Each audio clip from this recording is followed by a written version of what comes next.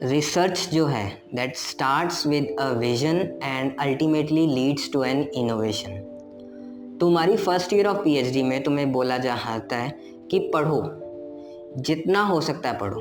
अब पढ़ने में क्या क्या आ जाता है, तुम बुक्स पढ़ लो तुम्हारे टॉपिक से जुड़ी हुई, तुम थीसिस पढ़ लो तुम्हारे टॉपिक से जुड़ी हुई, या फिर रिसर्च पेपर्स पढ़ लो तुम्हारे टॉपिक से जुड़े हुए।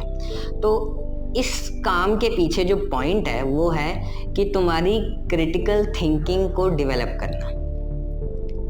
Bye the end of the first year at least तुम्हारी क्रिटिकल थिंकिंग डेवलप हो जाए, क्योंकि bye the end of the first year तुम्हें अपना रिसर्च का टॉपिक ढूंढना है, तुम्हें अपना रिसर्च गैप ढूंढना है, और वो तभी हो पाएगा जब तुम्हारे पास एक क्रिटिकल थिंकिंग है। क्यों? क्योंकि तुम्हें अब जैसे और जो काम हुए हैं अभी तक, तुम्हें उन कामों को क्रिटिसाइज करना है, तुम्हें थ्योरीज पे कमेंट करना है ना, इवन कि जो मिसलीडिंग इंफॉर्मेशन है उसमें से ट्रुथ को आइडेंटिफाई भी करना है। तो ये सारे काम तभी हो पाएंगे जब तुम्हारे पास क्रिटिकल थिंकिंग है, क्योंकि उसी से तुम at by the end of your first year of your PhD तुम अपने काम के लिए एक विजन डेवलप कर पाओगे कि हाँ मुझे क्या काम करना है,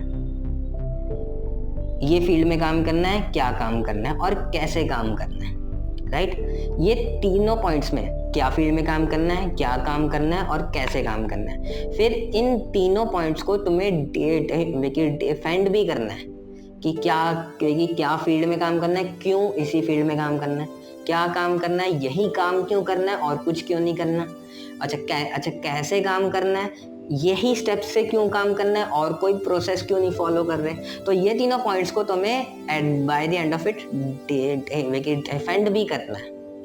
अगर ये सारे स्टेप्स को तुम ऑनेस्टली फॉलो कर रहे हो तो क्या होगा, bye the end of it you will have a vision for your PhD, और तुम्हारी अल्टीमेटली ओरिजिनलिटी भी आ जाएगी और नॉवेलिटी भी आ जाएगी, and these both things will lead to your innovation.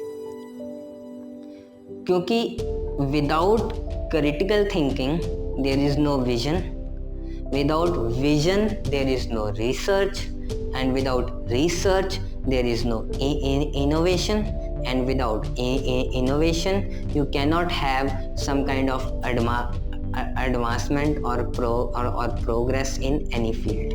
So all these things are really important. So research starts with a vision and ultimately leads to an innovation. That's a